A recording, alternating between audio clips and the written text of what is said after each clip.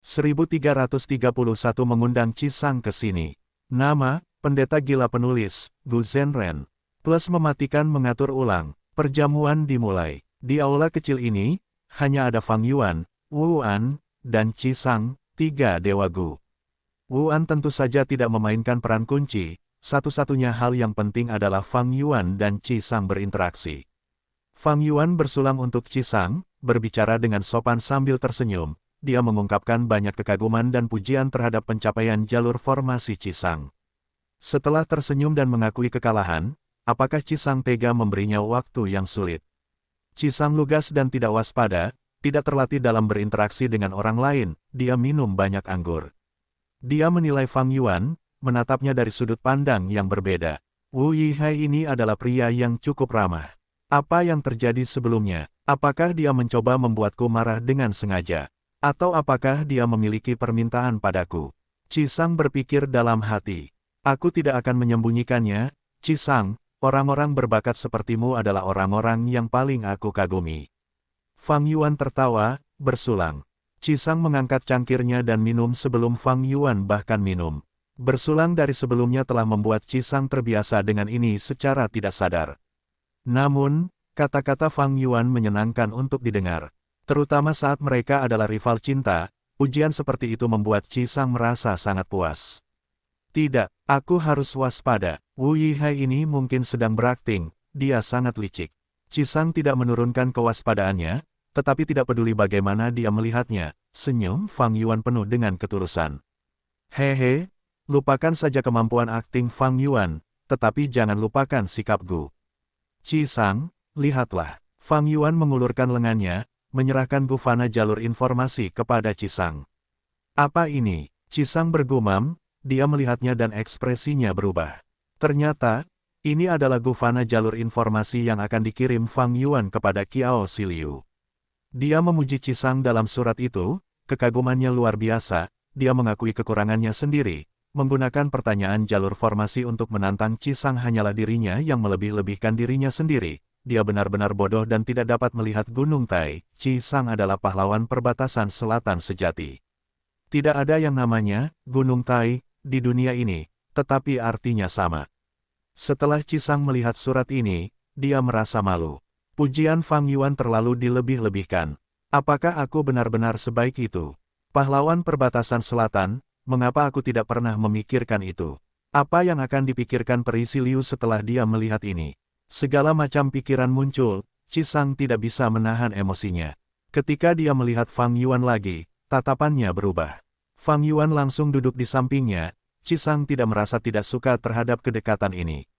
Qisang, di seluruh dunia Gu Immortal perbatasan selatan, hanya kau yang cukup berbakat untuk Peri Siliu, aku benar-benar kagum. Fang Yuan tertawa terbahak-bahak. Oh, Qisang tidak tahu harus berkata apa. Ada kegembiraan di wajahnya tetapi juga kecurigaan. Fang Yuan berkata lagi, tetapi aku tidak akan menyerah. Semua pria boleh mengejar wanita cantik dan pintar, meskipun aku kurang berbakat darimu, aku akan bekerja lebih keras. Kau menang kali ini, tetapi kita akan bersaing secara adil lagi di masa depan. Bagaimana menurutmu? Mendengar ini, kecurigaan Qisang memudar, dia mengangkat cangkirnya untuk pertama kalinya dan mencicipi Fang Yuan, ya, persaingan yang adil. Sebuah kontes antara pria harus adil dan jujur. Mengatakan ini, dia memperlakukan Fang Yuan sebagai seorang pria sejati. Fang Yuan tertawa terbahak-bahak, menepuk bahunya, sejujurnya. Aku benci pesaing lainnya, tetapi kau berbeda. Kau sangat berbakat dan jujur, aku mengagumimu. Jika kau bisa mendapatkan cinta Peri Siliu, aku akan memberkati kalian berdua, karena aku tahu bahwa aku tidak kalah secara tidak adil. Adapun yang lainnya, mereka hanyalah badut. Qisang merasa malu karena dipuji, dia mengusap hidungnya, berkata, sebenarnya, beberapa dari mereka cukup kuat. Teman seringkali tercipta setelah bertengkar, ayo, minum. Fang Yuan mengangkat cangkirnya, Qisang bersikap lebih terbuka, minumlah. Dia mengangkat kepalanya dan meneguk, menghabiskan semua anggur dalam satu tegukan. Kemudian, dia bersendawa, wajahnya memerah. Hebat. Fang Yuan mengacungkan jempol, menuangkan anggur untuk Qisang lagi. Dia tersenyum tulus dan antusias, dia sangat ramah. Tetapi sebenarnya, dia tenang dalam pikirannya, dia memikirkan informasi Qisang. Kecerdasan klan Wu sangat dapat diandalkan. Fang Yuan sudah tahu sejak lama, Qisang ini telah diperhatikan oleh Qikuyu saat dia masih muda. Dia melihat bakat yang dimiliki Qisang dalam jalur formasi, jadi dia merawatnya dengan saksama. Qisang dikenal sebagai penganut formasi. Dia dipilih saat masih muda, dia dikirim ke sebuah gua di Gunung Ular Segudang untuk belajar. Dia tinggal di sana selama 30 tahun. Saat berusia 40 tahun, dia keluar dan memiliki level kultivasi peringkat 3, tetapi dia melampaui peringkat 4 dan 5 Gu Master dalam menciptakan formasi. Pencapaian jalur formasinya mengejutkan seluruh klan Qi. Selanjutnya, anggota klannya menyadari bahwa Qisang sebenarnya telah keluar dari pengasingan karena dia tersesat dan secara tidak sengaja meninggalkan gunung. Penampilannya menghasilkan ketenaran, kekayaan, dan wanita yang hebat datang kepadanya, tetapi dia menolak semuanya. Satu-satunya permintaannya adalah kembali ke gua dan melanjutkan penelitian jalur formasinya. Ini membuat para tetua tertinggi waspada. Qikuyu mengizinkan permintaan Qisang, membuat sebuah gua khusus untuknya, dengan pelayan dan pembantu untuk melayaninya. Qisang melanjutkan penelitiannya, dia begitu asyik melakukannya, itu mengejutkan, seolah-olah jalur formasi adalah satu-satunya kegembiraan dalam hidupnya. Dia berinvestasi di dalamnya, terlepas dari apa yang terjadi di luar, dia hanya tinggal di guanya, asyik dengan kultivasi jalur formasinya tanpa melihat cahaya matahari. Ketika rambutnya memutih dan masa hidupnya berakhir, Qikuyu datang menemuinya dan bertanya, dalam kehidupan ini, apakah kamu menyesali sesuatu? Apakah kamu memiliki permintaan sebelum meninggal? Qisang menangis keras, berkata, hidup ini terlalu singkat, 100 tahun berlalu terlalu cepat, penelitian jalur formasiku masih memiliki banyak hal yang harus dilakukan, bagaimana aku bisa beristirahat dengan tenang? Ini adalah penyesalan terbesarku. Qikuyu mendesah kagum, memberinya Gu umur panjang. Qisang memperolehnya, mendapatkan kembali masa muda dan umur panjangnya. Qikuyu berbicara kepadanya tentang jalur formasi, membimbingnya selama 3 hari 3 malam sebelum memastikan bahwa Qisang adalah harapan masa depan klan. Pencapaian jalur formasinya dapat mencapai Grandmaster Agung di masa depan.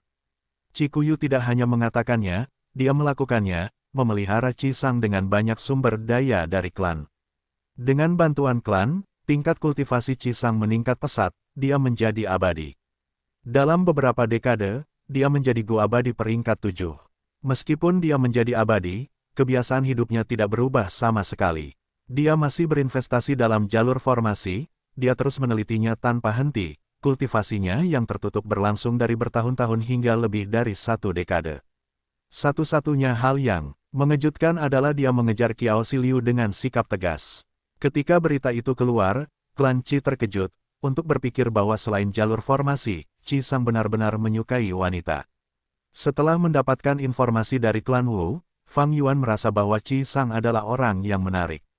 Dengan pengetahuan ini, ia menggunakan metode khusus untuk menghadapi Qisang. Ia tidak bertemu dengan Qisang sebelumnya, itu adalah bagian dari rencana Fang Yuan. Ia sengaja menggunakan masalah jalur formasi untuk menantangnya. Itu adalah langkah kedua, dan langkah ketiga ini adalah perjamuan. Penampilan Qisang tidak di luar ekspektasi Fang Yuan. Semuanya berjalan sesuai rencana. Belum lama ini, Qiao Xiliu telah mengirim surat sesuai dengan ekspektasi Fang Yuan. Sebagai orang yang terlibat, Qiao Xiliu harus mengungkapkan sikapnya dengan jelas. Meskipun ia tidak menyatakannya, dalam surat itu, ia berbicara tentang pertemuan pertamanya dengan Qisang. Menurut Qiao Xiliu, saat itu, ia mengunjungi klan Qi atas perintah klan Qiao. Ia dilayani oleh putra tetua tertinggi pertama klan Qi, Gu Immortal Qibang. Tetapi untuk berpikir bahwa Qibang ini sedang mendekati Qiao Xiliu dengan menggunakan pemandangan yang indah dan beberapa puisi. Jika ini adalah waktu yang normal, Qiao Xiliu mungkin tidak akan marah, tetapi sekarang, dia adalah utusan dari klan Qiao. Tindakan Qibang tidak menghormati klan Qiao. Qiao Xiliu merasa kesal padanya. Untuk menghadapinya, Qiao Xiliu sengaja mendekati Qisang. Qibang adalah putra Qikuyu, yang seharusnya menjadi tetua tertinggi pertama klan Qi. Dia memiliki otoritas tertinggi kedua di klan, tidak ada yang berani mempermainkannya kecuali pemuja formasi Qisang. Qisang tidak tahu tentang masalah itu, dia awalnya tidak tertarik pada Qiao Xiliu, tetapi dia sengaja berbicara kepadanya tentang jalur formasi, dan bahkan menjelaskan beberapa pengetahuan jalur formasi klan Qiao.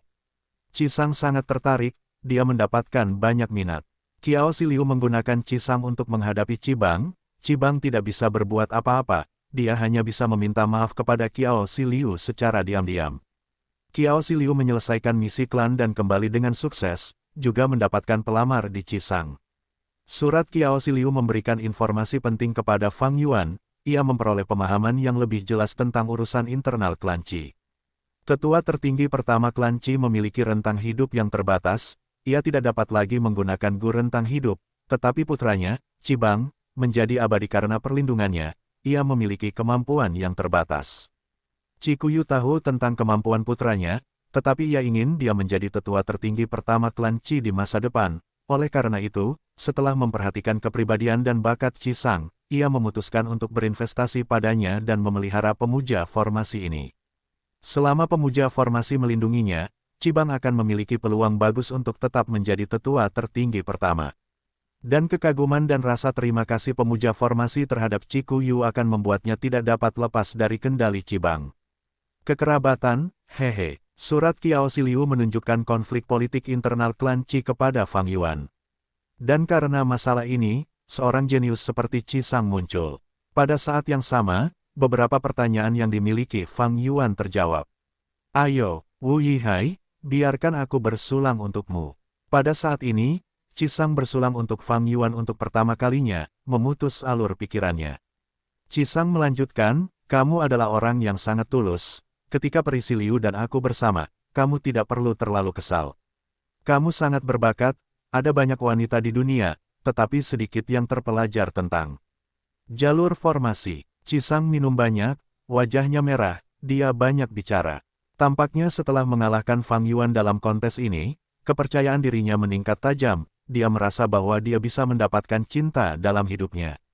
Para Dewa Gu memiliki berbagai macam cara untuk mencegah mabuk. Namun, dengan begitu, kesenangan minum akan hilang, dan itu sangat kasar kepada teman-teman minum mereka. Fang Yuan segera mengangkat cangkirnya, meneguk anggur sambil tersenyum, jika memang begitu, aku akui aku kurang beruntung, sangat disayangkan aku memiliki pesaing sepertimu. Fang Yuan mendesah pada dirinya sendiri, seolah-olah meratapi bahwa surga melihat pantas untuk menempatkan seseorang yang begitu berbakat di jalannya, dia mengungkapkan sentimen itu sepenuhnya dalam tindakannya. Qisang tertawa keras, mengulurkan lengannya dan menepuk bahu Fang Yuan, menghiburnya. Fang Yuan tertawa dalam hati. Qisang ini sangat polos dan murni. Masalah ini sudah diputuskan sejak lama. Selama Fang Yuan setuju, Qiao Xiliu akan memasuki pelukannya, ini adalah hal yang pasti. Namun Qiao Xiliu tidak mengungkapkan maksudnya dengan jelas, karena peri ini memiliki rencana dan harga dirinya, ia ingin bermain keras untuk mendapatkan, sehingga dapat meningkatkan nilainya sendiri. Sebenarnya, Fang Yuan dapat mengetahuinya dengan sangat jelas. Seperti kali ini, surat Qiao Xiliu merupakan ekspresi dari sikapnya. Qiao Xiliu melihat bahwa Qisang dan aku bersaing, ia sangat senang karenanya. Sebelumnya, ia telah mengawasi di pagar, ini sesuai dengan niatnya. Ketika aku kalah, ia kemudian berinisiatif untuk memberitahuku tentang situasi antara dirinya dan Qisang. Ia ingin menghiburku dan memberitahuku bahwa ia tidak memiliki perasaan terhadap Qisang. Itu adalah kasih sayang sepihaknya. Petik 2. Namun wanita pintar ini tidak menyatakan sikapnya dengan jelas, ia hanya berbicara tentang sebuah fakta untuk menunjukkan kesuciannya, sambil menunjukkan bahwa ia memiliki banyak nilai bagi para pelamarnya. Merupakan naluri alami bagi pria untuk mengejar wanita. Berapa banyak pria yang mengejarnya, dan tipe pria yang mengejarnya, ini agak menentukan nilai yang dirasakan dari seorang wanita. Qiao Xiliu ingin bersamaku, ini bukan keinginan pribadinya, tetapi keinginan politik klan Qiao. Dan hanya dengan ini, aku sudah lebih unggul dari semua pelamarnya. Tidak peduli berapa kali aku gagal, tidak peduli berapa banyak wanita yang kukejar, tidak peduli seberapa lemahnya aku, bahkan jika aku membuat keributan seperti saat festival bulan, lalu kenapa? Aku sudah menang, Bahkan jika aku mengejar wanita lain alih-alih Qiao Xiliu, dia akan berbalik dan mengejarku sebagai gantinya. Tentu saja, ini bukan cinta, ini politik. Fang Yuan mencibir dalam benaknya, dia telah melihat semuanya. Tetapi dia tidak bisa menerima cinta ini dari Qiao Xiliu. Begitu dia menerimanya, dia akan terseret ke dalam lingkaran politik yang kejam ini, dia tidak akan lagi menjadi Wu Yihai, dia akan menjadi pion kunci yang dimasukkan klan Qiao ke dalam klan Wu untuk memperjuangkan keuntungan mereka sendiri. Wu Yong tidak akan lagi memberinya lingkungan yang santai seperti sekarang, dia akan mengawasi Fang Yuan dengan ketat, menekannya dan tetap waspada terhadap saudara ini. Jika itu terjadi, apakah Fang Yuan dapat memasuki alam mimpi dengan mudah? Jelas, dia tidak bisa, dia bahkan mungkin akan terbongkar. Dan itu akan menyebabkan masalah yang lebih besar. Begitu identitas Fang Yuan terbongkar, dia akan menghadapi serangan klan Qiao, karena mereka adalah kekuatan jalan yang benar, mereka harus menjaga jarak yang jelas dari Fang Yuan, dan klan Wu dan klan Qiao akan mencoba mempertahankan reputasi mereka sendiri dengan mengejar Fang Yuan. Dengan segala upaya mereka, jauh lebih dari klan lainnya. Namun, meskipun aku tidak dapat menerimanya, dan tidak akan menerimanya, aku dapat memanfaatkan cinta ini. Dengan menggunakan Qiao Si Liu, Fang Yuan akan membuat Wu Yong lebih waspada. Ia akan mengatur agar Fang Yuan dikirim kembali ke formasi Gu Super, tujuan Fang Yuan akan tercapai. Tentu saja, tidak ada yang sempurna di dunia ini, meskipun metode ini brilian, ia memiliki kekurangannya. Kewaspadaan Wu Yong, Luo Muzi, Lun Fei, dan Qi Sang, serta pelamar Qiao Si Liu lainnya semuanya adalah masalah yang tersisa. Ada cinta yang murni di dunia ini, tetapi itu memang langka. Ketika orang hidup di dunia ini, mereka harus mempertimbangkan banyak hal. Kecantikan Qiao Si Liu, latar belakang, tingkat kultivasi dan lainnya, ini adalah godaan yang memikat. Di antara para pelamarnya, Qi Sang adalah yang paling murni, tetapi ia masih mempertimbangkan elemen jalur formasi, belum lagi yang lainnya. Sedangkan untuk Fang Yuan, ia adalah yang paling istimewa. Kedatangan Qi Sang tidak di luar ekspektasi Fang Yuan. Bahkan, ia sudah siap secara mental. Bahkan tanpa Qi Sang, yang lain akan datang dan mencari masalah. Bahkan jika mereka tidak datang sekarang, mereka akan datang di masa depan. Karena Fang Yuan mendekati Qiao Si Liu, dan berbagai keuntungan yang menyertainya, dia membuat banyak orang marah. Di antara orang-orang ini, ada yang melamar, dan ada kekuatan di belakang mereka yang mengejar keuntungan. Seperti kata pepatah, wanita cantik itu merepotkan. Kecantikan tidak mudah dikejar, hanya orang yang naif yang akan berpikir untuk menggunakan cinta dan emosi untuk menaklukkan kecantikan. Sebenarnya, ada yang lebih dari itu. Kecantikan seorang wanita adalah mahar alaminya. Mahar ini sangat berharga, itu adalah sejumlah besar kekayaan. Siapa yang tidak menginginkan kekayaan seperti itu? Namun, tidak semua orang bisa melindungi kekayaan ini. Jika seorang wanita cantik rela memberikan kekayaan ini kepada pasangannya karena cinta yang tulus, maka orang yang beruntung ini seharusnya memperlakukannya dengan baik. Namun kenyataannya, situasi seperti itu terlalu sedikit. Jika itu terjadi, hargailah. Jika tidak, jangan berharap. Ini bukan hal yang tidak pantas. Ini adalah kenyataan. Ketika Fang Yuan kembali ke formasi Gu Super, dia mulai berpikir tentang bagaimana menyelesaikan akibatnya.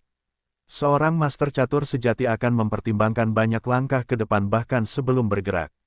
Faktanya, ketika Fang Yuan memutuskan untuk menggunakan cinta Qiao Si Liu untuk mencapai tujuannya, dia sudah mulai berpikir tentang bagaimana menyelesaikan dampak dari masalah ini. Jika dia menanganinya dengan buruk, Qi Sang hanya akan menjadi yang pertama di sini. Yang kedua, ketiga, dan seterusnya, orang-orang ini tidak akan ada habisnya. Ini akan menjadi gangguan besar bagi penjelajahan Fang Yuan di alam mimpi. Pada saat yang sama, identitas Wu Yihai sangat membatasi Fang Yuan dalam menghadapi tantangan ini, dia tidak dapat mengekspos dirinya sendiri selama proses tersebut. Fang Yuan perlu menyelesaikan masalah ini dengan hati-hati dan akurat. Bagaimana? Sulit, tetapi mudah. Dia akan menciptakan target, seseorang yang akan menarik perhatian para pelamar itu. Fang Yuan sudah menduga orang-orang akan mencari masalah dengannya. Qi Sang datang ke sini pada saat yang tepat, Fang Yuan diam-diam senang karenanya. Ketika dia melihat informasi Qi Sang, kegembiraannya meningkat beberapa kali lipat. Kebodohan lawannya adalah keberuntungannya sendiri. Tentu saja, ada gunanya, kebodohan seperti itu tidak ada hubungannya dengan IQ atau EQ. Ada contoh yang jelas dari bumi, itu adalah Yue Fei. Yue Fei melakukan kampanye, dan ketika dia akan berhasil, Kaisar yang dia layani menggunakan 12 plakat emas untuk memanggilnya kembali ke ibu kota, dan mengeksekusinya dengan tuduhan palsu. Alasannya, apakah kaisar itu bodoh? Dia bodoh. Tetapi apakah kaisar dan pejabat itu idiot? Mereka tidak. Jika Yue Fei berhasil dalam kampanyenya, reputasi pasukan pribadinya akan meningkat pesat, otoritas kaisar akan lebih rendah dari jenderal ini, ancamannya terlalu besar. Dan yang terpenting, jika Yue Fei menang, dia akan membawa kembali mantan kaisar. Lalu apa yang akan dilakukan kaisar saat ini? Dan sekarang, tetua tertinggi pertama klan Qi, Qi Kuyu, sengaja mendidik seorang dewa Gu seperti Qi Sang. Apakah dia pikun? Apakah dia tidak tahu bahwa orang seperti Qi Sang, yang fokus meneliti jalur formasi dan tidak memiliki kemampuan dalam konflik politik, pada akhirnya akan menjadi alat yang digunakan? Tentu saja dia tidak pikun, dia mendidik Qi Sang secara ekstensif justru karena dia tahu ini. Karena putranya harus menjadi tetua tertinggi pertama, ia membutuhkan alat untuk membantu putranya. Qi Sang adalah orang yang terpilih. Banyak orang mengira bahwa Qi Sang adalah masalah Fang Yuan. Namun, itu tidak terjadi dari sudut pandang Fang Yuan. Ia merasa ini adalah sebuah kesempatan. Jika ia menangani ini dengan baik, ia akan menyelesaikan semua masalah di masa depan. Ia akan dapat menjelajahi alam mimpi dengan damai dan meningkatkan fondasinya untuk periode waktu berikutnya. Jadi, Fang Yuan harus kalah. Jika ia tidak kalah, bagaimana ia akan menciptakan ancaman yang lebih besar daripada dirinya sendiri, Qi Sang? Tanpa perisai daging ini, bagaimana ia akan mengalihkan semua perhatian? Qi Sang adalah yang paling mudah untuk dilawan. Dari informasinya, Fang Yuan tahu bahwa Qi Sang suka meneliti jalur formasi. Ia paling terampil dalam menjawab masalah dan menciptakan formasi Gu yang diperlukan. Karena itu, Fang Yuan menantangnya menggunakan ini. Sebagai seorang peneliti, Qi Sang memiliki kebanggaan unik dalam bidang yang menjadi spesialisasinya. Ia dapat mengabaikan semua hal lainnya, ia tidak memperhatikan penampilannya, juga tidak tertarik pada keberuntungan, tetapi ia peduli tentang ini. Karena inilah makna hidupnya. Fang Yuan, seorang Gu immortal yang telah mencapai jalur transformasi, menggunakan ini untuk menantangnya. Ini merupakan tamparan keras bagi Qi Sang sejak awal. Bagaimana mungkin Qi Sang bisa bertahan? Dia tidak bisa. Jadi, dia jatuh ke dalam perangkap yang telah dipasang Fang Yuan. Dia tidak bisa keluar. Dia tidak hanya terjebak dalam perangkap, dia bahkan bersulang untuk Fang Yuan, merasa bahwa Fang Yuan adalah orang yang sangat tulus. Kamu adalah seorang pesaing, tapi apa yang bisa kukatakan? Kita benar-benar teman yang terbentuk setelah bertengkar. Haha, Qi Sang tertawa, melingkarkan lengannya di bahu Fang Yuan. Cukup bicara, ayo minum. Fang Yuan menelan ludah. Qi Sang menatap Fang Yuan dengan mata terbelalak, dia mengacungkan jempol dan berkata, kakak, kamu sangat keren. Ayo minum. Kedua belah pihak terus mengosongkan gelas mereka. Anggur yang enak. Qi Sang menghela napas, sejujurnya, ini pertama kalinya aku minum sebanyak ini. Fang Yuan tertawa terbahak-bahak, tetapi dia tidak tergerak di dalam. Anggur jalan yang benar tidak mudah diminum. Jalan iblis bertarung dan membunuh, mereka bertindak langsung. Perjamuan jalan yang benar diselimuti rumor dan kecurigaan, dipenuhi dengan rencana dan rencana jahat, segala macam pikiran licik seperti arus bawah, menunggu untuk menyapu mangsa yang tidak tahu apa-apa ke dalam jurang. Fang Yuan kalah dalam tantangan dengan Qi Sang, tetapi dia sangat senang, dia menyebarkan berita tentang ini. Jadi bagaimana jika dia kalah? Terkadang, kalah adalah cara untuk mencapai tujuan seseorang. Qi Sang juga sangat senang, dia merasa bahwa ini adalah saat-saat paling bahagia yang pernah dia alami dalam sebuah jamuan makan. Tuan rumah dan tamu pun merasa senang. Pria yang ibunya mengukir tato di punggungnya sebagai bentuk kesetiaan kepada negaranya. Perjamuan yang menyenangkan bukanlah akhir, melainkan awal. Fang Yuan dan Qi Sang menjadi sahabat karib. Selama beberapa hari berikutnya, Fang Yuan sering mengundang Qi Sang, dan Qi Sang sering datang ke wilayah klan Wu untuk mengunjungi Fang Yuan. Mudah dan sulit untuk mendekati seseorang dan menciptakan hubungan yang baik. Kuncinya adalah dengan merendahkan status diri sendiri dan mengakomodasi keinginan pihak lain. Fang Yuan adalah seorang perencana lama, dengan sikap Gu yang dimilikinya, bagaimana mungkin Qi Sang menjadi tandingannya? Qi Sang adalah pemuja formasi, dia tidak tertarik pada Gu Immortals biasa. Namun, Fang Yuan adalah seorang kuasa Grandmaster jalur formasi, dia memiliki hubungan dengan Grandmaster jalur formasi ini. Kedua belah pihak berbincang tentang topik jalur formasi. Qisang segera kagum dengan pencapaian jalur formasi Fang Yuan, dia menyatakan keraguannya akan hal ini. Karena Fang Yuan adalah seorang kultivator jalur transformasi. Namun Fang Yuan berkata kepadanya, saya selalu tertarik pada jalur formasi. Ketika saya masih manusia biasa, saya meneliti jalur formasi dan terutama mengolahnya karena beberapa pertemuan yang tidak disengaja. Namun keadaan dalam kekuatan hidup berliku-liku, kemudian, saya harus menjadi Gu abadi jalur transformasi. Namun saya sudah sangat beruntung, lagi pula, berapa banyak kultivator tunggal yang bisa menjadi abadi. Ketidakberdayaan ini membuat Qisang menghela napas dalam-dalam, ia merasakan rasa iba yang mendalam terhadap Fang Yuan. Jika Anda ingin mengolah jalur formasi, saya dapat membantu Anda. Klan Qi memiliki beberapa Gu abadi jalur formasi. Saya dapat campur tangan dan memperdagangkan Gu abadi jalur formasi untuk Anda. Qisang berkata, tidak mudah baginya untuk menawarkan ini. Ini membuktikan bahwa kerja keras Fang Yuan telah membuahkan hasil. Jalur itu mungkin untuk diubah, tetapi Gu vital juga harus diubah. Fang Yuan tampak sangat tersentuh, jika saya ingin mengubah jalur di masa depan, saya akan mencari bantuan Anda. Qisang mengangguk, saat itu, katakan saja padaku. Dia tahu bahwa tidaklah mudah bagi seorang Gu immortal untuk mengubah jalur, itu tidak dapat dilakukan dengan cepat, ini adalah masalah besar dan membutuhkan banyak aspek untuk dipertimbangkan. Ada juga dampak negatif pada bukaan abadi. Saat berinteraksi dengan Qisang, Fang Yuan memperoleh banyak manfaat. Meskipun level pencapaiannya tidak meningkat, pengetahuan Fang Yuan meningkat, pemahaman dasarnya tentang jalur formasi telah dilengkapi, itu sangat membantunya. Fang Yuan memperoleh pemahaman yang lebih komprehensif dan lebih dalam tentang jalur formasi. Apa perbedaan antara formasi Gu dan gerakan pembunuh? Qisang memberitahu Fang Yuan, formasi Gu adalah jenis jurus pembunuh. Jurus pembunuh menggunakan beberapa cacing Gu secara bersamaan, formasi Gu sama saja. Formasi Gu adalah jurus pembunuh dari jalur formasi, setiap formasi Gu adalah jurus pembunuh yang berbeda. Jadi, jalur formasi adalah jalur dengan jurus pembunuh terbanyak di antara semua jalur. Tentu saja, formasi Gu dan jurus pembunuh memiliki sedikit perbedaan dalam hal detail. Misalnya, formasi Gu bertahan lebih lama, dan setelah formasi Gu terbentuk, jumlah energi mental yang digunakan Master Gu juga berkurang. Apa inti dari jalur formasi? Fang Yuan bertanya kepada Qisang. Qisang menggelengkan kepalanya, meskipun aku adalah seorang Grandmaster jalur formasi, tingkat pencapaianku tidak cukup untuk membicarakan inti dari jalur formasi. Namun, tuan klanku, Qi Kuyu pernah mengatakan kepadaku, inti dari jalur formasi adalah menciptakan lingkungan. Fang Yuan mendengar ini dan merasa sangat tercerahkan. Formasi Gu dari Gua Benang melingkar justru untuk memelihara lebih banyak laba-laba yang menyesal dengan menciptakan habitat dan lingkungan baru bagi mereka, bukan?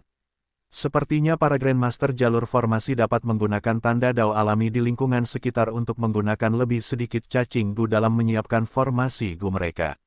Di beberapa tempat dengan tanda dao alami yang melimpah, hanya menggunakan Gu fana dapat membentuk formasi Gu abadi. Benarkah itu? Fang Yuan bertanya lagi kepada Qisang. Qisang mengangguk, menjelaskan dengan sabar, itu benar. Namun sebenarnya, di level kami hanya dapat menggunakan tanda dao. Beberapa formasi Gu tidak hanya dibangun di atas fondasi cacing Gu tetapi juga material Gu. Namun, kami hanya dapat menggunakan tanda dao di dalam material abadi untuk menyiapkan formasi Gu. Setelah waktu yang lama berlalu, material abadi ini akan hancur. Grandmaster jalur formasi selangkah lebih maju, mereka tidak hanya dapat menggunakan material abadi dan fana, mereka juga dapat menggunakan tanda dao di lingkungan sekitar sesuai dengan lingkungan. Percakapan ini menjadi inspirasi besar bagi Fang Yuan. Setelah itu, dia memperhatikan Qisang dengan lebih antusias. Fang Yuan segera menyadari bahwa perjamuan tidak terlalu efektif untuk meningkatkan hubungan mereka, dia mungkin juga berbicara dengannya tentang jalur formasi. Terkadang, diskusi yang intens akan membangkitkan gairah di hati Qisang, dan membuatnya merasa lebih dekat dengan Fang Yuan. Fang Yuan juga punya kartu truf lainnya, ia menulis surat kepada Qiao Siliu. Setiap kali ia menulis surat, ia akan memuji Qisang dan berseru tentang bakatnya yang mengejutkan dalam jalur formasi, dan kecerdikannya yang luar biasa. Qisang merasa malu karena dipuji, ia memandang Fang Yuan dengan pandangan yang berbeda. Ia berpikir bahwa orang ini benar-benar seorang pria sejati, berperilaku dengan jujur dan berpikiran terbuka. Sebagai balasannya, dia juga menulis surat kepada Qiao Xiliu, memuji Fang Yuan dengan sangat dalam, mengatakan bahwa dia mengolah jalur transformasi dan bahkan jalur formasi di sampingnya. Pencapaiannya begitu dalam sehingga dia merasa sangat kagum dan terkejut karenanya. Qiao Xiliu, dia melihat surat-surat yang diterimanya. Dia merasa bahwa kedua pelamar ini saling memuji sedemikian rupa sehingga mereka melupakannya. Dia tidak menyangka akan melihat situasi ini, sambil memutar matanya pada dirinya sendiri, dia juga membalas surat-surat pujian, terutama terhadap keterbukaan pikiran mereka. Tidak dapat disangkal, Fang Yuan dan Qi Sang berubah dari musuh menjadi teman. Transformasi ini membuat semua orang yang menonton dari samping merasa sangat terkejut. Perbatasan Selatan, Parit Bumi Bayangan Penjarahan. Ini adalah parit bumi yang terkenal di perbatasan selatan, karena memiliki banyak sekali binatang buas jalur gelap yang ganas, serta monster bayangan yang terkenal di perbatasan selatan. Pada saat yang sama, ini juga merupakan salah satu tempat paling berbahaya di perbatasan selatan. Saat ini, jauh di dalam parit bumi bayangan penjarahan ini, di dalam sebuah gua tertentu. Seorang lelaki tua gila dengan rambut ungu dan pakaian berantakan berlarian tanpa alas kaki di dalam gua, sambil berteriak dan membuat keributan. Plop, tiba-tiba, ia jatuh ke tanah, dan tubuhnya mulai berputar saat ia mulai merangkak seperti cacing tanah. Setelah bergerak beberapa saat, ia tiba-tiba berdiri, tertawa malu. Namun sesaat kemudian, tawanya berhenti, matanya yang keruh kembali. Jernih, Tuan Ungu, Anda sudah bangun. Ying Wuxie tiba-tiba muncul di dalam gua, ia mendesah dengan ekspresi yang rumit. Lelaki tua gila ini adalah Ungu. Kelompok 4 orang sekte bayangan telah menghilang setelah pertempuran di Sungai Arus Balik, mereka telah kembali ke perbatasan selatan pada suatu saat. Mereka bahkan telah memasuki jauh ke dalam parit bumi bayangan penjarahan.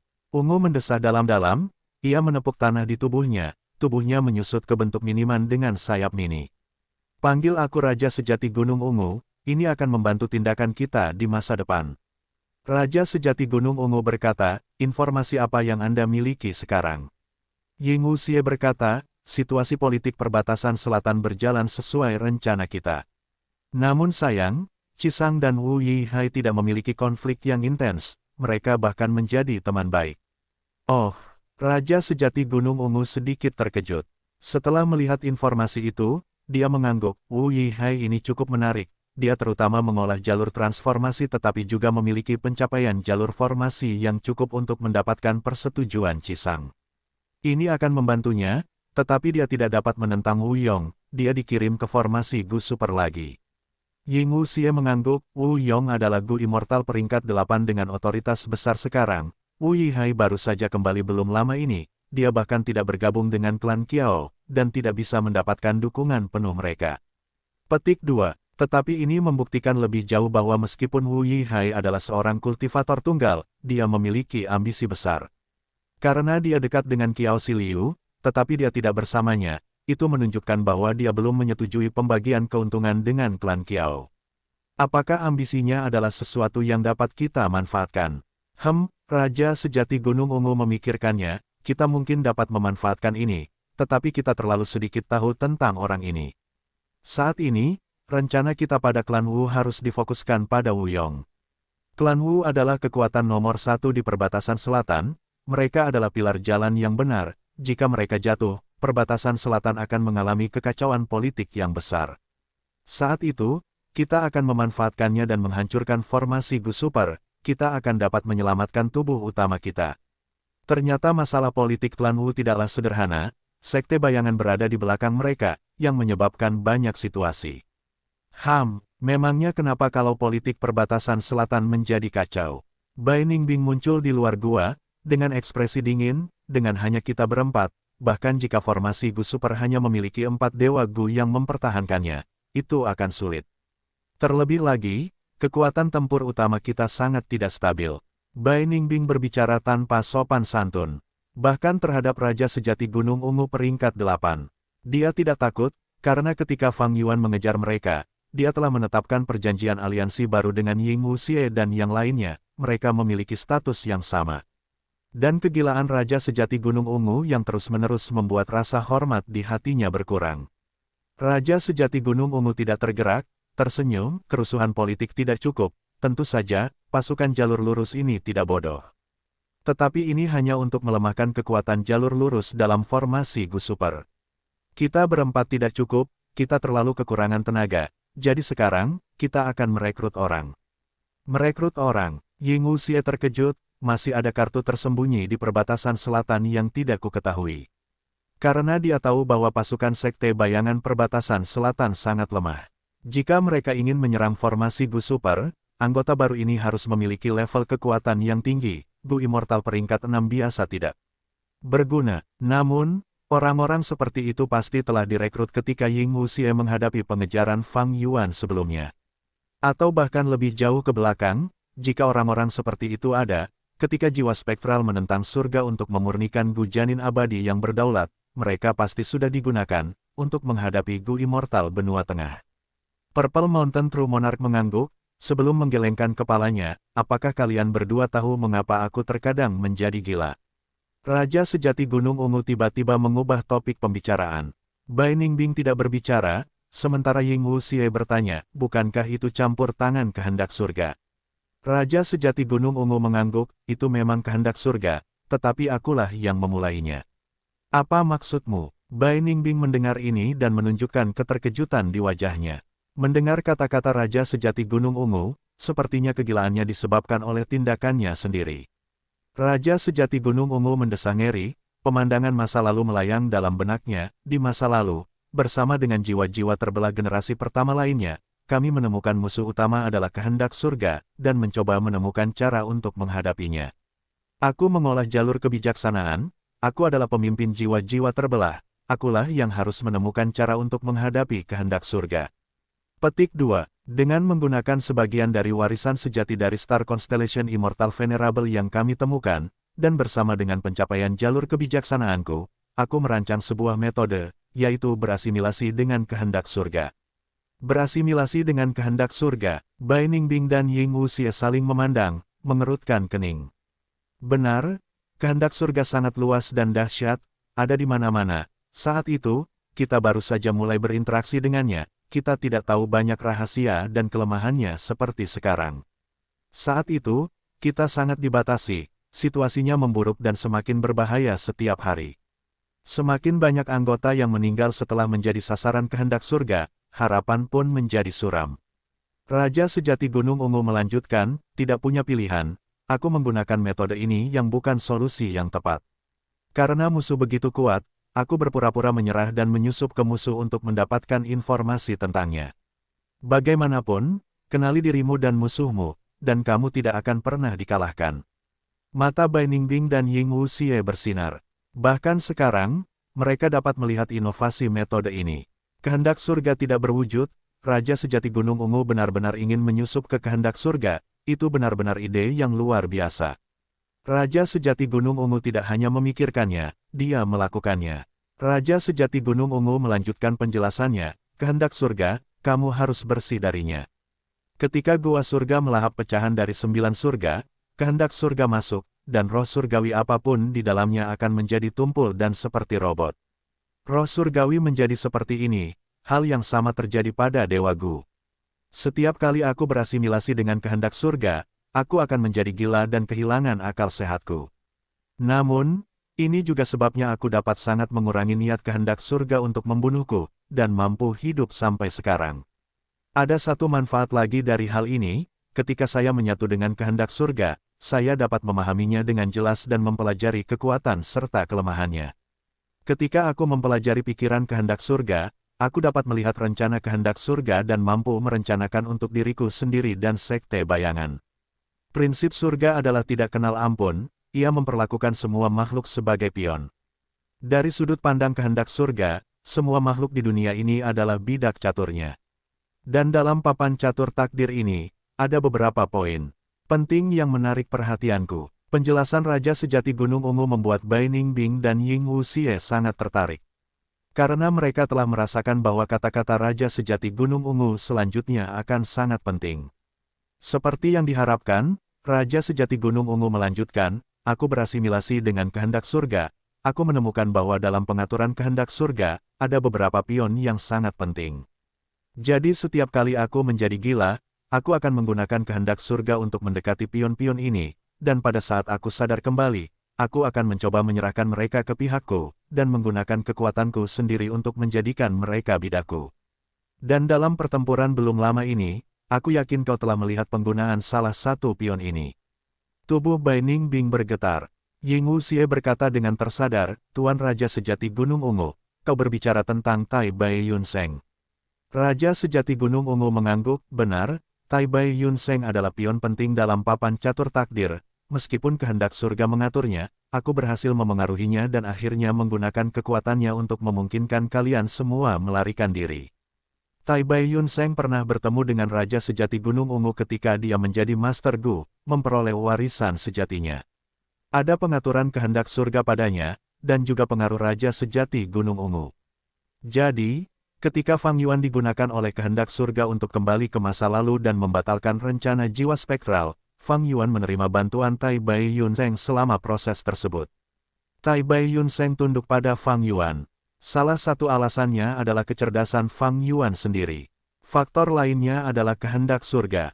Namun kemudian, Tai Bai Yunseng berpisah dari Fang Yuan, malah membantu Sekte Bayangan. Ini karena Fang Yuan mengkhianati kehendak surga, pada saat yang genting, dia tidak menghancurkan janin abadi yang berdaulat Gu, dia menggunakannya untuk dirinya sendiri.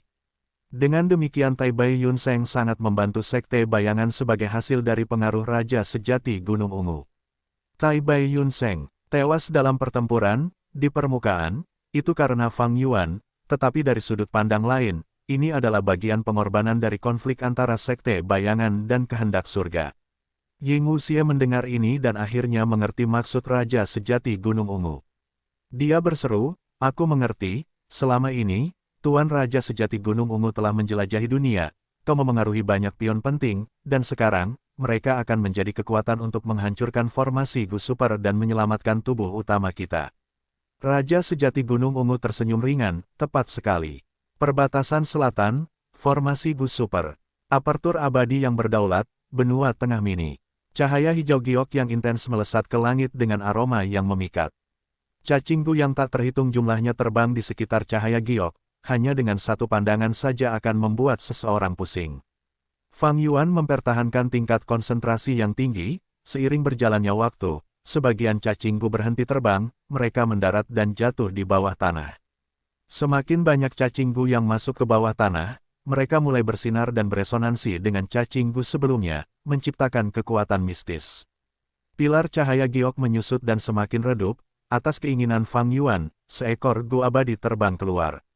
Gu ini menyerupai mutiara bundar, sebesar telur angsa, mutiara itu memiliki tanda-tanda yang tak terhitung jumlahnya yang bergerak-gerak, mereka cemerlang seperti ladang teratai yang mekar, atau gemuruh awan. Itu adalah aset darah Gu abadi peringkat 6. Fang Yuan bernapas dengan kasar, susunan formasi Gu telah mencapai momen yang paling penting.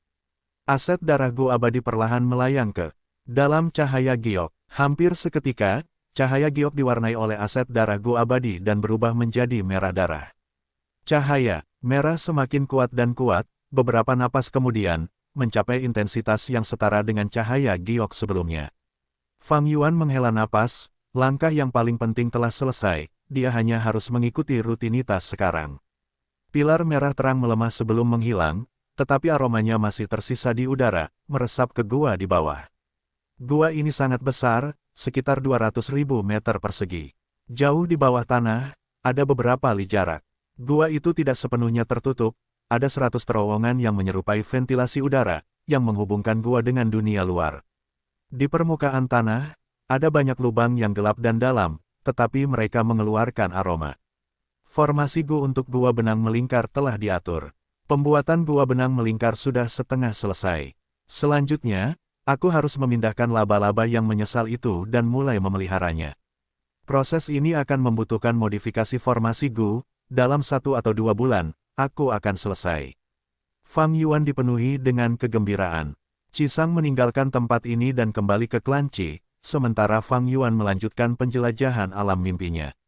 Di alam mimpi jalur formasi sebelumnya, ada 2 adegan yang tersisa, masalah tersebut terpecahkan dengan jurus pembunuh mimpi Fang Yuan. Seperti yang diharapkannya, level pencapaian jalur formasi Fang Yuan mencapai Grandmaster. Dengan menggunakan level pencapaian Grandmaster jalur formasinya, serta perolehan luar biasa dari interaksi dengan Qisang, Fang Yuan dengan mudah menyimpulkan formasi Gu Benang Melingkar yang baru. Formasi Gu Benang Melingkar ini masih menggunakan aset darah Gu abadi, dan efeknya hanya berlipat ganda. Konsep formasi Gu awal Fang Yuan dapat melipat gandakan perolehannya hingga 8 kali lipat, tetapi ini tidak dapat dipecahkan. Tidak ada cara untuk mengaturnya. Menggandakannya membuat Fang Yuan sudah puas. Dia masih memiliki banyak akumulasi yang tersisa, dia dapat menggunakan Unravel Dream berkali-kali, dan dengan Qisang pergi dan mengalihkan perhatiannya untuknya, dia sekarang dapat menjelajahi alam mimpi secara diam-diam. Fang Yuan menghargai kesempatan langka ini, pada hari-hari berikutnya, dia memberikan alasan untuk melakukan kultivasi tertutup untuk mempelajari alam mimpi. Tepat saat dia dengan susah payah menjelajahi alam mimpi, berita mengejutkan keluar yang mengguncang Gu abadi dari kelima wilayah. 10 sekte kuno besar benua tengah dan pengadilan surgawi telah kalah. Mereka mengirim sekelompok orang kuat ke dataran utara, tetapi mereka tidak berhasil menyelamatkan Ma Hongyun dan bahkan mengalami kekalahan telak. Dari 3 dewa abadi peringkat 8, Wei Lingyang, Myriad Tidal Dragon, dan Bi Chen Tian, 2 orang tewas sementara 1 orang hilang. Orang yang membunuh Dewa Abadi peringkat 8 adalah mantan tunggangan Dewa Abadi Matahari Raksasa, binatang buas kuno yang legendaris, musang pemanjang kehidupan ekor anjing. Namun, benua tengah juga memiliki yang selamat. Zhao Lianyun, Yu Yiyezi, Xi Zhengyi, dan yang lainnya diselamatkan oleh Wei Ling yang dengan mempertaruhkan nyawanya, mereka berhasil melarikan diri dengan selamat di bawah bala bantuan benua tengah kemudian. Berita ini membuat seluruh dunia terkejut. Fondasi dan kekuatan benua tengah secara publik diakui sebagai yang terkuat di kelima wilayah. 10 sekte kuno besar adalah kekuatan super yang memerintah benua tengah, salah satu dari mereka dapat mengalahkan tingkat rata-rata klan atau suku super di kelima wilayah. Dan pengadilan surgawi bertanggung jawab atas 10 sekte kuno besar, tidak hanya menguasai benua tengah, pengaruhnya meluas ke 4 wilayah lainnya. Statusnya di hati orang-orang benua tengah tidak tergoyahkan. Di hati orang-orang di 4 wilayah lainnya, itu adalah kekuatan nomor 1 di dunia. Lagi pula, ada 3 yang mulia abadi di dalamnya, kekuatan mana di dunia ini yang bisa menandinginya. Namun, pengadilan surgawi yang sangat kuat ini benar-benar kalah di dataran utara. Setelah keterkejutan mereka, semua orang mengetahui lebih banyak informasi dan mengungkapkan pemahaman mereka. Karena secara turun-temurun diketahui bahwa dataran utara itu tangguh dan memiliki kekuatan tempur yang tinggi, dan kali ini, keturunan Dewa Matahari Raksasa, Longevity Heaven, adalah mereka yang bertarung. Mengenai kekalahan pengadilan surgawi, mereka telah menjelajah ke wilayah lain, kekuatan mereka yang sebenarnya belum digunakan. Faktanya, kelompok dari pengadilan surgawi yang pergi ke dataran utara tidak hanya melawan Dewa Matahari Panjang, mereka juga melawan leluhur tua Suehu. Namun terlepas dari alasannya, mereka telah kalah, reputasi Dewa Matahari Panjang dan Dewa Matahari Raksasa melambung tinggi, sementara reputasi pengadilan surgawi dan 10 sekte kuno besar jatuh drastis, Wei Lingyang dan Bi Chen Tian tewas sementara Myriad Tidal Dragon melarikan diri. Fang Yuan bergumam, informasi dikirimkan kepadanya, dalam formasi Gu Super ini, dialah orang yang paling memahami situasi itu. Melihat tanggalnya, sudah waktunya. Pengadilan surgawi pergi ke dunia Gu abadi dataran utara, yang diwakili oleh surga panjang umur, benua tengah mendapat pukulan telak sebagai hasilnya. Musang pemanjang kehidupan berekor anjing, seperti yang diharapkan dari kuda milik Giant Sun Immortal Venerable, kekuatan tempurnya benar-benar menakutkan. Meskipun ini meningkatkan moral dataran utara, itu bukan masalah bagi pengadilan surgawi. Dengan 500 tahun kehidupan sebelumnya, dan mengalami paruh pertama dari perang kacau 5 wilayah, Fang Yuan tahu bahwa pengadilan surgawi memiliki fondasi yang sangat dalam. Dibandingkan dengannya, surga panjang umur hanyalah surga gua milik Giant Sun Immortal Venerable, fondasinya jauh lebih sedikit. Peristiwa semacam ini sangat langka. Itu tidak pernah terjadi dalam kehidupanku sebelumnya. Setelah ini, dataran utara dan benua tengah pada dasarnya adalah musuh, atau lebih tepatnya, Longevity Heaven dan Heavenly Court berada di pihak yang berlawanan. Dan sekarang, apakah Heavenly Court akan membalas dendam? Jika mereka melakukannya, itu akan sangat menarik. Fang Yuan berpikir dalam benaknya, terus menyimpulkan dan mencoba mencari tahu kemungkinan hasil politiknya. Longevity Heaven berasal dari Giant Sun Immortal Venerable, sementara Heavenly Court memiliki 3 Immortal Venerable.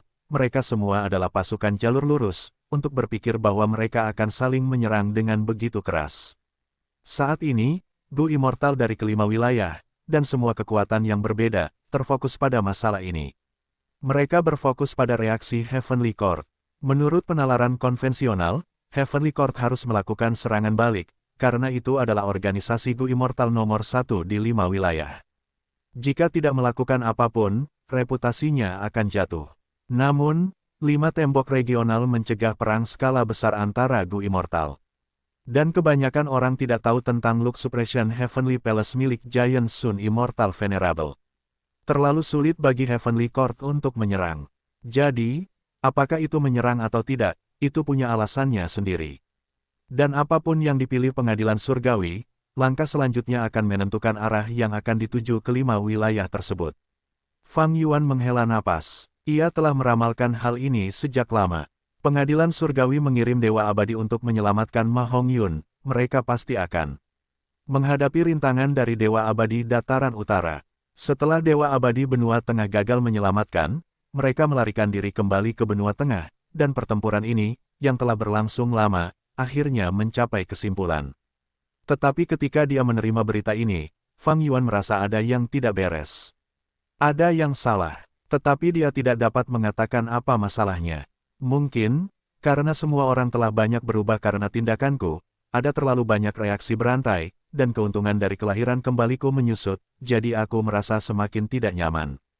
Pancaran alam mimpi bersinar di wajah Fang Yuan, ekspresinya menjadi gelap dan tidak pasti. Tidak peduli apa, meningkatkan kekuatanku adalah yang paling penting. Alam mimpi, aku datang. Terlepas dari situasi di luar, atau seberapa berbahaya atau tidak pastinya itu, selama dia menjadi lebih kuat, Fang Yuan akan merasa lebih aman. Jiwanya memasuki mimpi. Setelah sadar kembali, Fang Yuan segera mengetahui bahwa dia berada di alam liar. Malam hari, bulan sabit memancarkan cahaya dingin. Anjing-anjing liar menggonggong, Fang Yuan tidak bisa bergerak, ia digendong oleh 2 orang dari depan dan belakang. Ada apa? Menyadari bahwa ia tidak bisa bergerak, Fang Yuan mulai menilai situasi di sekitarnya. Grun-grun, suara yang menyerupai babi makan memasuki telinga Fang Yuan. Ia segera menyadari bahwa suara aneh ini berasal dari 2 orang yang menggendongnya. Kedua orang aneh ini menggendong Fang Yuan hingga setengah jalan ke atas gunung. Awan gelap di langit memudar, menggunakan cahaya bulan yang dingin, Fang Yuan menemukan bahwa 2 orang aneh yang menggendongnya bukanlah manusia, mereka adalah 2 manusia binatang berkepala babi hutan. Di dunia saat ini, manusia binatang telah punah. Sejak manusia binatang muncul di alam mimpi ini, era apa ini? Sebuah pertanyaan muncul di benak Fang Yuan. Fang Yuan merasakan ada yang tidak beres, ia mulai berjuang tetapi ia segera menyadari bahwa ia sangat lemah, ia terluka parah. Ia berjuang keras, tetapi ia hanya berhasil menggerakkan tubuhnya sedikit. Ger, kedua bismen berkepala babi hutan itu menyadari gerakan Fang Yuan dan mulai menggeram. Oh tidak, Fang Yuan berteriak dalam hati. Namun, kedua bismen itu lebih cepat, mereka tiba-tiba melepaskannya, Fang Yuan jatuh ke tanah. Rasa sakit yang hebat hampir membuat Fang Yuan pingsan di tempat. Dengan tekad dan kemauannya yang kuat, Fang Yuan memaksa matanya terbuka dan melihat bahwa bismen berkepala babi hutan di depannya mengangkat kakinya. Dia menginjak wajah Fang Yuan saat bentuk kaki babi hutan itu membesar dalam penglihatan Fang Yuan. Bam! Pada saat berikutnya, seluruh kepala Fang Yuan hancur seperti semangka, darah mengalir keluar dengan isi otak berserakan di mana-mana. Sial, penjelajahan alam mimpi berakhir, jiwa Fang Yuan terluka, dia dipaksa keluar. Ini berarti, aku harus menunggu kesempatanku, aku tidak bisa bertindak gegabah. Fang Yuan berpikir sambil menggunakan gunyali untuk menyembuhkan dirinya sendiri. Unravel Dream memiliki penggunaan terbatas dalam jumlah, bahan abadi kuda jantan iblis mimpi buruk telah dikeluarkan. Namun gunyali berbeda, selama dia memiliki Gunung Danghun, gunyali persediaannya tidak terbatas. Dengan demikian, Fang Yuan lebih bersedia menggunakan gunyali dan menderita cedera jiwa daripada menggunakan Unravel Dream secara tidak perlu. Segera, jiwa Fang Yuan sembuh, dan dia memasuki alam mimpi lagi. Kali ini, Fang Yuan tidak bergerak, dia membiarkan dua manusia binatang berkepala babi hutan membawanya setengah jalan ke atas gunung. Grer-grer, pada titik tertentu, manusia binatang berkepala babi hutan berhenti ketika salah satu dari mereka menggerutu. Yang satunya mengangkat kaki Fang Yuan. Saat dia berjalan, dengan menggunakan cahaya bulan, Fang Yuan dapat melihat bahwa kedua manusia binatang berkepala babi hutan ini berada di tepi tebing. Oh tidak, Fang Yuan hendak melawan ketika kedua manusia binatang berkepala babi hutan ini melemparkan Fang Yuan ke bawah tebing. Fang Yuan dengan cepat jatuh dari tebing. Ini, matanya terbuka lebar, dasar tebing itu adalah kuburan massal. Mayat yang tak terhitung jumlahnya tergeletak begitu saja, mayat-mayat yang membusuk itu memiliki kabut tebal bau busuk di sekelilingnya. Sebelum Fang Yuan dapat berpikir lagi, plop. Dengan suara keras, Fang Yuan jatuh ke dasar tebing. Dia hancur menjadi pasta daging, dia mati dengan mayat yang hancur tertinggal. Fang Yuan dipaksa keluar dari alam mimpi lagi. Alam mimpi ini, apa sebenarnya itu? Sementara Fang Yuan menjelajahi alam mimpi, di benua tengah, pengadilan surgawi. Tuan Dukelong, tolong. Seorang wanita tua berbicara, punggungnya bungkuk, dia membungkuk, rambutnya kuning seperti gandum, wajahnya keriput dan matanya kabur. Dia mengenakan jubah kuning coklat, ada cincin pasir di pinggangnya, dia berdiri di hadapan Dukelong dengan penuh hormat. Dukelong tidak lagi dalam kondisi lemah setelah mengambil kekuatan hidup di Zhang Seng, dia perkasa dan berwibawa sekarang, dia telah mendapatkan kembali sikapnya sebagai puncak legenda. Pada saat ini, dia melihat menara di depannya sambil mengangguk, Nenek Sa, kamu melakukannya dengan baik. Menara ini adalah menara pengawas surga, rumah gua abadi peringkat 9. Itu memiliki reputasi yang luar biasa, terkenal sepanjang sejarah.